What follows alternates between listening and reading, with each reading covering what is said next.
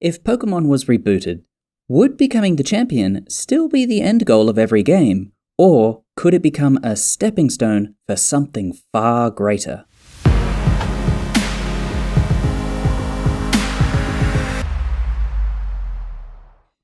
So here we are, the final episode. It's not the end of my channel yet, I have more videos planned, but for this design study, this poker study, this is the end. As such, I want to finish with a topic that reflects on a lot of the ideas I have explored previously, combines, and expands on them. And what better topic to end on than the end goal of every Pokemon game, the Pokemon League, Elite Four, and attaining the title of champion. In previous episodes, I tried to steer away from the game's focus of being the best for the pursuit of studying and bonding with Pokemon. But what am I going to do, completely avoid this topic? Of course not. The last bunch of topics I did were all related to player motivations, and the game's climax is a very important part of that. Most games have to have an end goal, a reason to roll the credits, and becoming the champion is a very neat way of doing that. Or it would be if I wasn't about to totally mess with it. Cue the transition music!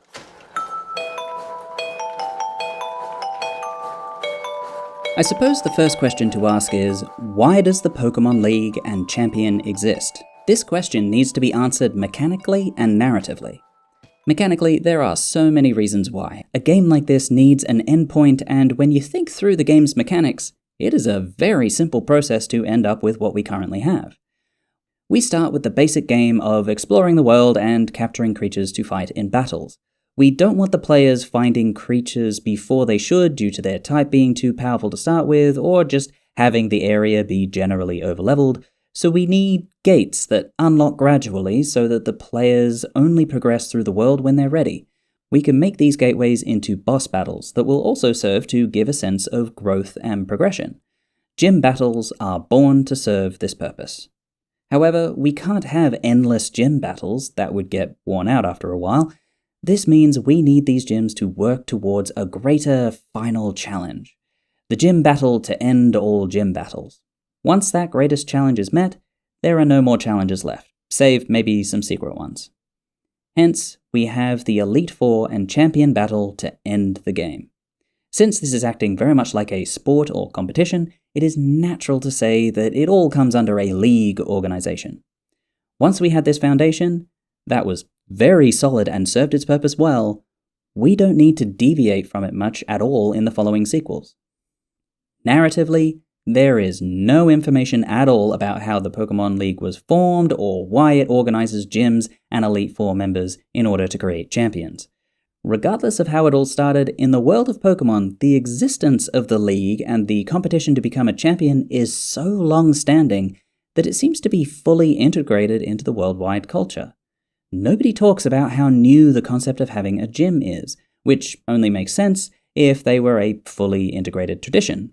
In our world, we expect every city to have at least one stadium to host our important sports ball competitions in.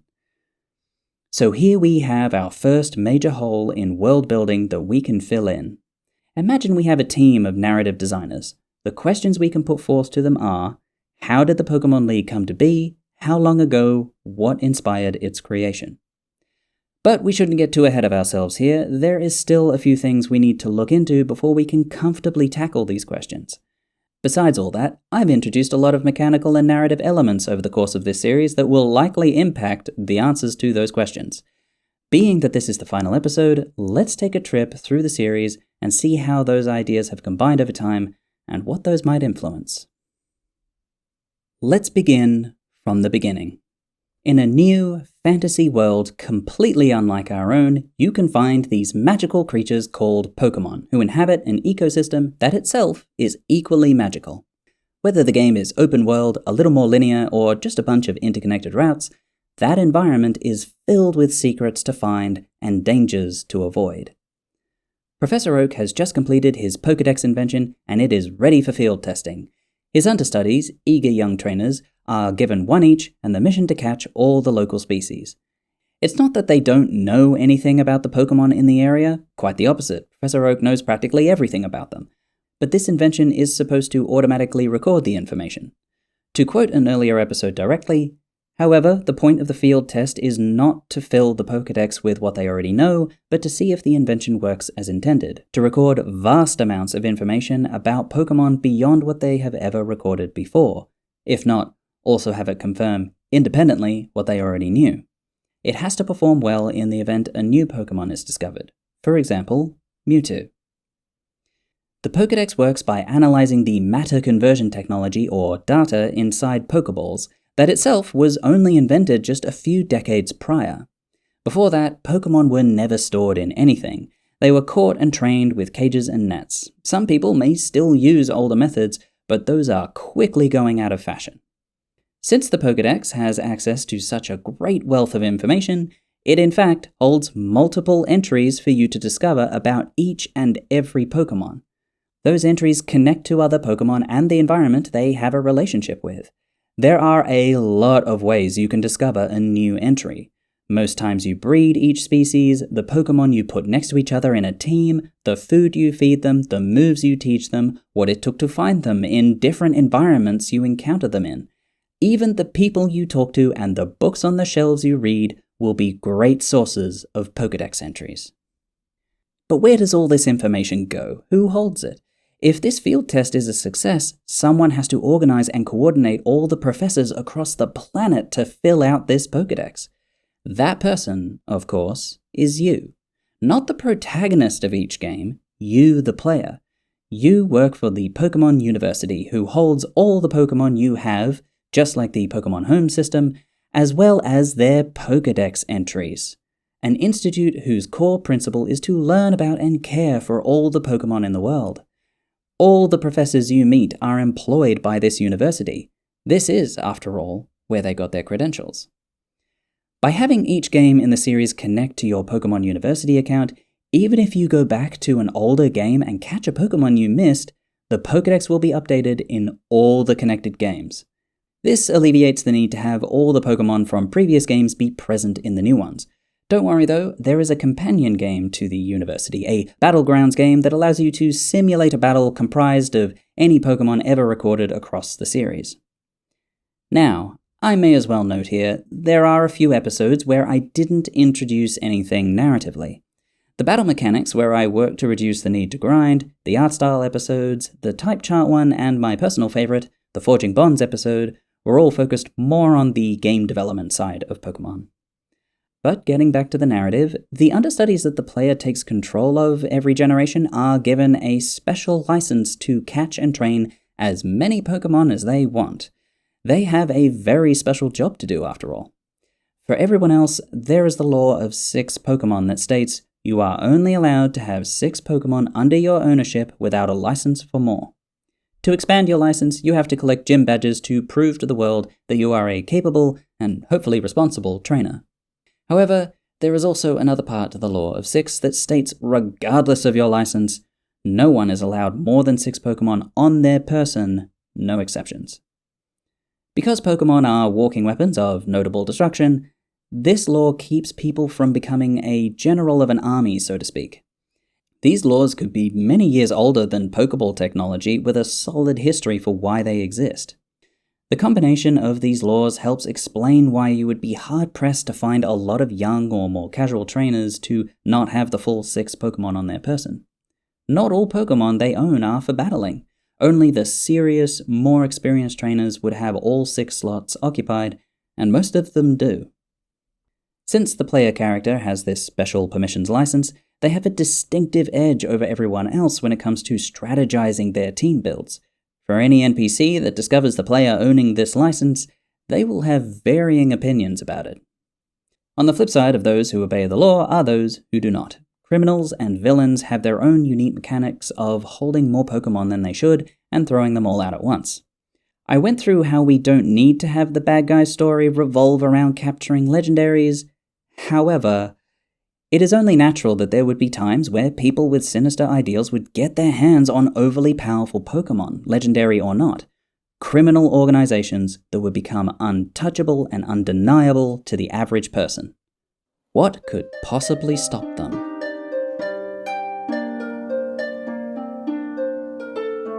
Alright, let's get to the idea I've been holding back on, and perhaps you saw this coming. So, If true, else what? If there are powerful groups of criminals out there, there must be a law enforcement program with even more powerful trainers to stop them. Society reacts to the threats from both inside and outside of itself. How would they audition powerful trainers and pick out the ones that are compassionate towards people and Pokemon? A system to help nurture and identify talents that could help the greater good. What if the Elite Four Challenge is a recruitment platform? Naturally, this would fit in well as endgame content. Sure enough, you are taken into the Hall of Fame and the credits might roll, but what if the final challenger simply stops you and offers you a position in their program? Remembering the game mechanics I put forward in Forging Bonds episode under Expressing Affection, perhaps you are only given the offer if you have been actively kind to Pokemon as the game has been tracking your behavior. What if you didn't even need to beat the champion to get the offer, so long as you met the required strength to beat the four and showed great compassion? If the game ends with villains still on the loose by the time you face the Elite Four, it could also make for a satisfying way to systematically take the remaining villains down. New missions have now become available to you to finish off those loose ends. Or, maybe an entirely new crisis has now been revealed to you. Remember, legendaries, they have been known to go on a colossal rampage every now and again. Somebody has to make sure that people and Pokemon are kept from harm. But what if they are captured and being used maliciously by team bad guys? That power is too good to give up, so send in the cavalry. Champion trainers would be tasked with tracking down these special Pokemon and setting them free. Now, there are two options here. The existence of this special task force I'm going to call League Operatives, or League Ops, could either be a secret or public knowledge. I don't know if I'm any good at naming things, but I just need to make a point here, and it seemed obnoxious to call them the champions, when in fact not every operative is necessarily going to be a champion anyway, so this'll do. If it is a secret, villains won't see them coming. On the other hand, if it is public knowledge, then we have other motives for why people would want to beat the Elite Four. People might want to join the League Ops because they want to contribute to the cause, or infiltrate them as a spy, whatever floats your boat. If we were to take a step back and look over the series to ask ourselves, what role can we observe champions playing in society, we can find some level of this idea already existing. Lance, Steven, Cynthia, Leon, you can see them actively taking an interest in events where the safety of people and Pokemon were at risk. Like the children the players take control of, they seem to operate outside the law. If there was a powerful Pokemon on a rampage or a team of villains causing trouble, there they were. When you put it like that, champions aren't officials or law enforcement. They're superheroes. And who doesn't want to be a superhero? Imagine being offered a chance to join the Avengers or the Justice League. I think it's kind of funny that the mainline games put the player through a long, arduous process of becoming a superhero and then just rolls the credits. Want something to do afterwards? I don't know, catch what you missed and do the battle tower, I guess. There's a secret cave or island over there with scary stuff in it, go check it out. I'm not sure how I feel about the idea of having Pokemon exclusively available to those dangerous areas, but it would make for another motivation for understudies to become a League operative in order to fill out that all-important Pokedex. Anyway, getting back to the main idea, the questions to put forth to the narrative design team would be, what was the event that inspired the need to have this superhero task force? Is it the same event that created the Pokemon League? Or is the League just the modern front for them to carry on business as usual? Who were the original members? How far is their influence? How many members are there? Although answering these questions are important, they are not details that always need to be shown to the player all in one game, just facts of that world that will be hinted at or revealed upon them happening to be relevant. Let these details exist in a document somewhere, and then let the mysteries emerge for the players to work out over time due to the game design revolving around those facts. Now, going back to the question, how many members are there? The Elite Four could simply be 4 of the local members set up just to audition people. This would mean that the teams you see them using to test people with are not their finest teams. and members would get cycled through as often as the need arises. I suppose it goes without saying, but this would mean that the player could not only run into the champion of the region during the earlier story, but in fact, more than one champion. Wouldn't it be an interesting twist to find out which gym leaders were League operatives with far greater teams than you originally thought? Once you are a member, you would be properly introduced to your peers and given some missions. I think it would be cool to have the opportunity to challenge the other members of the task force to a battle as perhaps they become your new rivals. And naturally, there is a lot of room inside this idea for rivals, new and old. For the rivals you journeyed with over the course of the game, if they were friendly, they get to be your companion on this new journey towards a safer Pokemon world. But if they were more of a jerk, then they wouldn't make the cut and their journey relating to you might end there. Or perhaps they could involve themselves in the missions you are tasked with through either meddling, being in the wrong place at the wrong time, or they might be the focus of your mission. If they took the rejection particularly poorly, then they might become a bit of a menace, or might go on to become a true villain.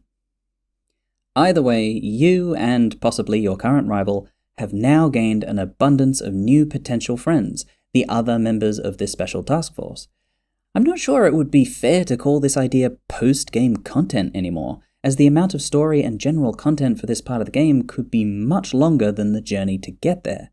Thanks to the consoles having greater access to the internet these days, DLCs could really open up the world and stories, as no doubt we will see from now on. I hope this idea would not only help tie those expansions together, but also allow rivalries to shine brighter, character backstories to reveal greater depth, and the player's journey to unfold in more profound ways. I would love to see characters we are familiar with in previous generations make a return, as well as see characters that are going to be important in later generations through this League Ops content. From a game developer's point of view, we could gauge how well an audience might like the design and personality of a particular character, and then give them more of a spotlight in the future when we visit their home region. For a reboot, not only could Pokemon from the first era make a return with perhaps a little redesign, main characters can do this too. Those we have gotten to know might come back in new and interesting ways, letting people get excited about how they could return and be featured throughout the series.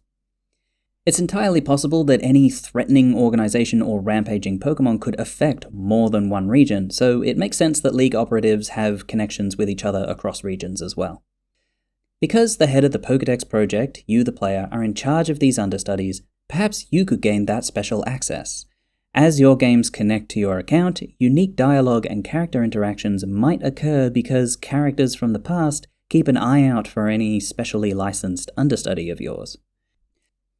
I suppose, to summarize my thoughts for this final idea, if the Pokédex project is the connection between all the games for the player mechanically, this League Ops concept could be the narrative connection. Each game in the series not only continues your journey of learning about Pokemon, but also continues your care of them. Well, there you have it. I'm done. This has been an amazing experience putting this series together. I am eternally grateful to everyone who made my Wooloo happy by subscribing. Like I said at the start, it's not the end of my channel yet, but I really appreciate everyone who went on this journey with me into Pokemon and game design. I'm also immensely grateful to the team that helped me put this video series together: Silverstitch, Jay Hall, Jay Tan, Mochi Artworks, and even Bulbapedia and Wintergatan for the music, and my thanks still to many more. I love you all for what you have done for me. Now, dear viewers, go and continue to be wonderful to each other. I will see you around.